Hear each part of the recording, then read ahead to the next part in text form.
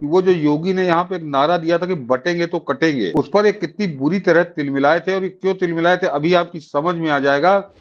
आज भी हिंदू जहां पे बटे वहां पे कटे, और वो आज तक वो रो रहे हैं। वो पाकिस्तान से सामने आया है। एक तो ये कि जो बटे थे तो उनकी क्या हालत हो गई, कैसे वो कटे हैं, वो अभी आप देखिएगा। और उसके अलावा मनीष जी, एक जो यहाँ पाखंड होता है जिसको लेकर यहाँ बड़ा नाटक करते, बड़े बड़े मुल्ला के बैठ जाते हैं कि इस्लाम में छुआछूत नहीं होती। तो वहां पर उनको किस तरह से अछूत समझ के पाकिस्तान में हिंदुओं को डील किया जा रहा है। और उसमें सबसे खास बात आपको देखकर उस आदमी को ताजुब होगा कि जिसकी मैं बात सुनवाने जा रहा हूँ, कि वो एक यूट्यूबर है। महाराष्ट्र में अब चुनाव है और हम लोग ये मानते हैं कि हरियाणा के बाद महाराष्ट्र बहुत महत्वपूर्ण है। वो यूपी के बाद देश में सबसे बड़ा विधानसभा है, सबसे ज्यादा संख्या में सांसद देने वाला है। महाराष्ट्र के चुनाव परिणाम कहते हैं शाह और पवार के बीच का भी एक द्वंद्व है, और यूं कहें कि एंटी गैंग के रीढ़ टूटने का है। वहां पर पूरी तरह से पूरी राजनीति, कल हम लोगों ने ये समझने की कोशिश की किस तरह से नए पाकिस्तान बनाने का खेल शुरू हुआ है, लेकिन वहां जिस तरह से अमित शाह ने आज ताल ठोका है और मोदी जो समझा रहे हैं योगी की बात को आगे बढ़ाते हुए, उसका असर आपको क्या दिखाई दे रहा है? देखिए, वहां पर सबसे बड़ा मुद्दा, और वो पूरे देश का मुद्दा है मनीष जी, वो पूरे देश का मुद्दा है कि वो जो योगी ने यहाँ पे एक नारा दिया था कि बटेंगे तो कटेंगे, उस पर एक कितनी बुरी तरह तिलमिलाए थे। और ये क्यों तिलमिलाए थे अभी आपकी समझ में आ जाएगा। कि वो आज की बात नहीं है, वो आज पिछले 77 साल से 1947 से 2024 आज भी हिंदू जहां पे बटे वहां पे कटे, और वो आज तक वो रो रहे हैं। उसका एक एक बिल्कुल बड़ा बड़ा क्या कहूं, बड़ा शर्मनाक उदाहरण है, बड़ा दुखद उदाहरण है। वो पाकिस्तान से सामने आया है कि वहां पर जरा जो एक वो वीडियो दो आपके भ्रम तोड़ेगा।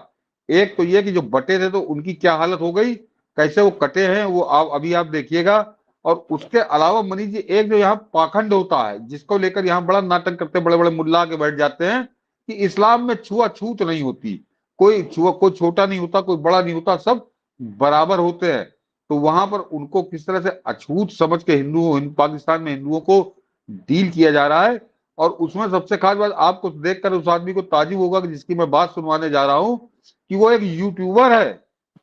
वो अपना एक यूट्यूब चैनल भी चलाता है वो आदमी।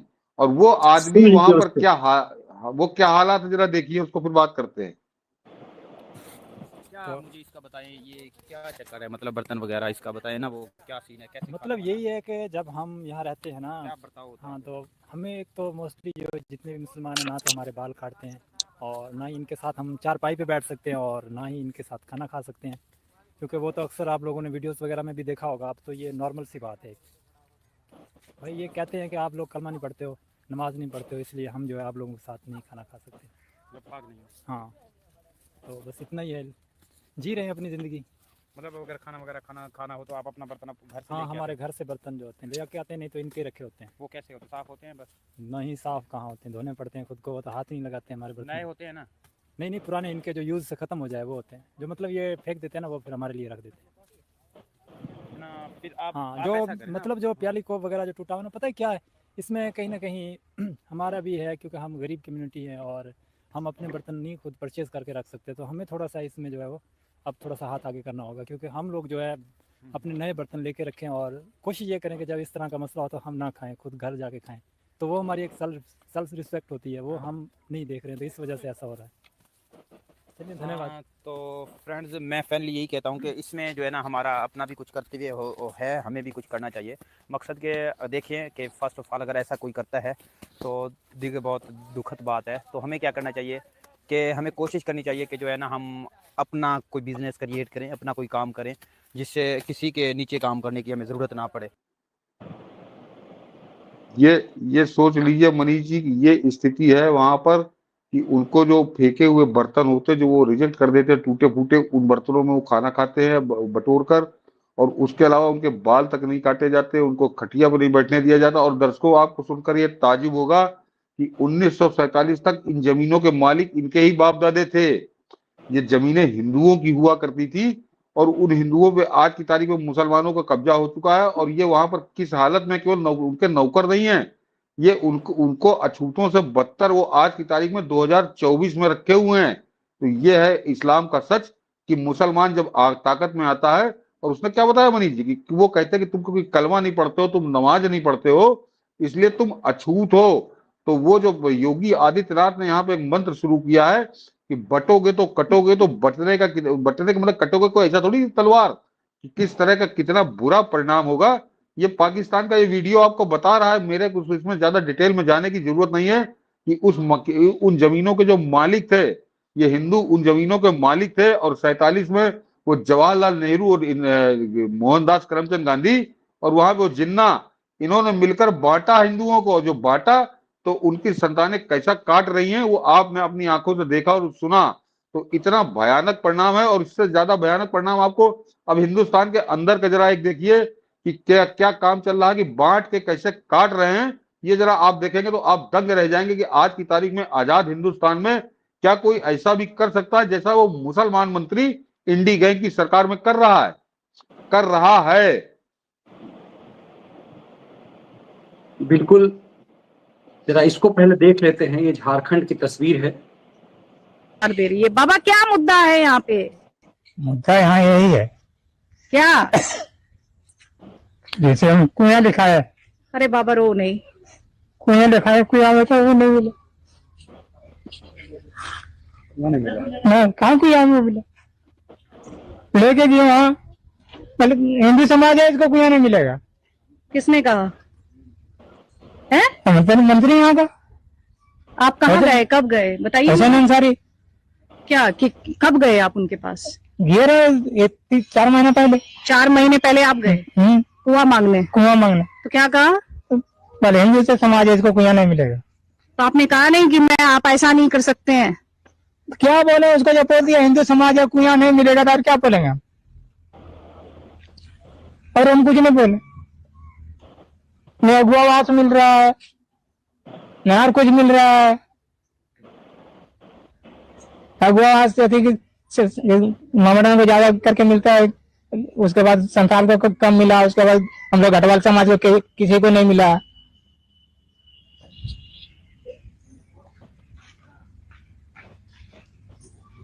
दिखाइए अभी तक एक भी कुआं इतना बड़ा खेत भारी पत्ती पड़ा हुआ, कुआं रहता था हम फसल नहीं लगाते इसमें।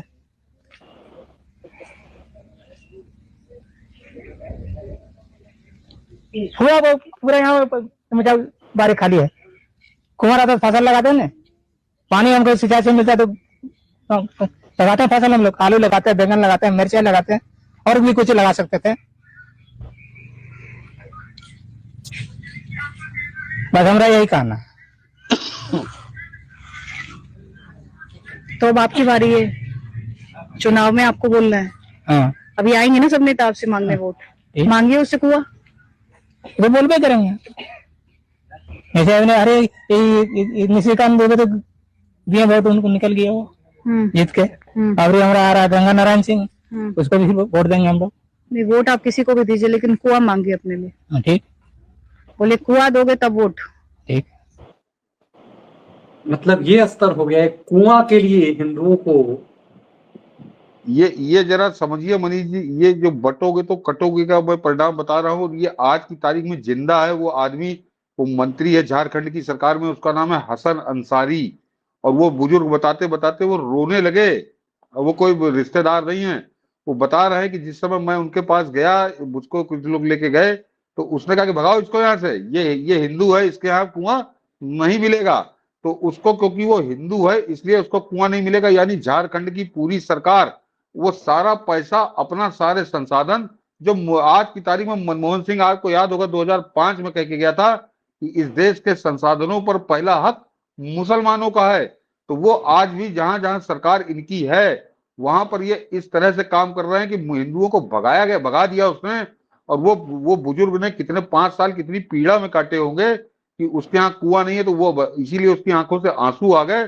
कोई जवाब है इनके पास। और आपको फिर याद दिला दें, ये 5 साल पहले जो वहां पे इंडी गैंग की सरकार बनी थी, कांग्रेस और झारखंड मुक्ति मोर्चा की सरकार बनी थी, वो केवल बांट के ही बनी थी कि तुम फलाने, तुम आदिवासी, तुम पिछड़े, तुम पिछड़ी की ये जात, तुम पिछड़े की वो जात। तो ये किस तरह से बांट के सरकार बनाते हैं, और जब इनके हाथ में ताकत आती है तो ये किस तरह आपको काटते हैं। ये उस बुजुर्ग के आंसू बता रहे हैं, इसके बाद कुछ कहने की जरूरत नहीं रह जाती। और इसलिए आज की तारीख में योगी आदित्यनाथ का जो चल रहा है कि बटोगे तो कटोगे, या प्रधानमंत्री मोदी जो संदेश महाराष्ट्र में दे रहे हैं, तो वो कोई चुनावी लफाजी नहीं, जैसे ये बैठ के 5 से 11 यहाँ पे बैठ के टेलीविजन पे बताते हैं। ये टेलीविजन वाले आपको कभी ये सच नहीं दिखाएंगे, जो है कि यूट्यूबर आपको दिखा रही है। ये अदिति त्यागी पुरानी पहले थी, तो आज की तारीख में यूट्यूब आपको बता रहा है सच। आपने कहीं देखा किसी न्यूज चैनल पे आपने ये खबरें देखी कि हिंदू समझकर वहां पे भगा दिया गया जब जाना गया कि हिंदू है और मुसलमानों को केवल दिया जा रहा है? ये खबर यहाँ के न्यूज चैनल आपको कभी नहीं दिखाएंगे, ये सच भी नहीं बताएंगे। तो ये है जमीनी सच, जिसके लिए, क्योंकि ये न्यूज चैनल बेशर्मी के साथ वही सेकुलरिज्म की गांजा पिए बैठे हुए हैं, ये आपको इस तरह का सच नहीं बता रहे। तो मजबूरन चाहे उत्तर प्रदेश में मुख्यमंत्री योगी हो या केंद्र में प्रधानमंत्री मोदी, उनको ये सच बोलना पड़ रहा है कि बटोगे तो कटोगे। और उस पर जब वो बोलते हैं तो ये न्यूज चैनल कैसा ज्ञान बांटते हैं कि अरे ये नहीं कहना चाहिए, ये ऐसा हो गया, फलाना हो गया। तो ये बिल्कुल कहना चाहिए। मैं हमेशा कहता रहा हूं कि चुनाव हमेशा हिंदू मुसलमान पे ही होना चाहिए और बिल्कुल साफ होना चाहिए, ताकि ये नंगे हो, इनके राक्षसपना बिल्कुल साफ उभर कर सामने आए, जैसे आप अभी झारखंड में उन बुजुर्ग के आंसुओं में उन नंगेपन को देख रहे हैं। बिल्कुल, और कहीं से भी उसको राजनीतिक नहीं दिखा सकता, वो इतना इनोसेंट आदिवासी है। अब सोचिए कितनी बड़ा सच है सर है। इसीलिए आज प्रधानमंत्री मोदी जब आज रांची में थे तो वहां एक नारा लगने लगा कि हम रांची को कराची नहीं बनने देंगे। कराची सिंध की राजधानी थी और ये तस्वीर रांची से आई है। इस तस्वीर ने आज बहुत कुछ साफ किया कि झारखंड में प्रधानमंत्री के स्वागत में लोगों ने क्यों नारा लगाए कि हम कराची को कराची नहीं बनने देंगे। तो मुझे लगता है कि दोनों यूट्यूबर्स के जो ये 2 फ्रेम के वीडियो हैं वो आंखें खोल देगा पूरे भारत की। और इसीलिए ये जो बटोगे तो कटोगा के का जो नारा अमित शाह योगी आदित्यनाथ ने दिया, उसे नरेंद्र मोदी कहां तक ले गए इसको समझना बहुत जरूरी है कि वो नरेंद्र मोदी उसे क्यों उसको आगे बढ़ा रहे हैं कि एक रहोगे तो सेफ रहोगे। ये दोनों ये जो आपको हम लोगों ने क्लिपें दिखाई, ये चीख कर केवल यही संदेश दे रहे हैं कि अगर एक न रहे तो बहुत बुरे हालात आपको सामने आपका इंतजार कर रहे हैं। बिल्कुल, ये बहुत महत्वपूर्ण है। और इसीलिए आज जो बात अमित शाह ने कही, उस वीडियो, आखिरी वीडियो के साथ हम इसे समापन करेंगे कि अमित शाह ने आज बहुत बड़ी बात कही, क्योंकि राहुल गांधी आजकल बहुत तोप छोड़ रहे हैं। राहुल गांधी लगातार कह रहे हैं कि हम जातिगत जनगणना तो करा कर रहेंगे, मतलब हम आपको तोड़ कर रहेंगे। उसके जवाब में आज अमित शाह ने क्या कहा है? संविधान की बात करती है, मगर हमारे संविधान में कहीं पर भी धर्म के आधार पर आरक्षण का स्थान नहीं। कोई भी धर्म विशेष को कभी आरक्षण नहीं दे सकते। कांग्रेस पार्टी अभी महाराष्ट्र में कोई उलेमाओं के समूह ने उनको एक ज्ञापन दिया कि 10% आरक्षण मुसलमानों को दिया जाए, और कांग्रेस पार्टी के प्रदेश अध्यक्ष ने कहा हम इसमें आपकी मदद करेंगे। मैं झारखंड वालों को पूछने आया हूं, अगर मुसलमानों को 10% आरक्षण मिलता है तो कम किसका होगा? किसका कम होगा? पिछड़ा वर्ग, दलित और आदिवासी का कम होगा। एक कांग्रेस पार्टी पिछड़ा वर्ग, दलित और आदिवासी का आरक्षण काटकर मुसलमानों को आरक्षण देना चाहती है। मैं यहां से राहुल गांधी को चेताना चाहता हूं, आपके मन में जो भी षड्यंत्र हो, राहुल बाबा, जब तक भारतीय जनता पार्टी है इस देश में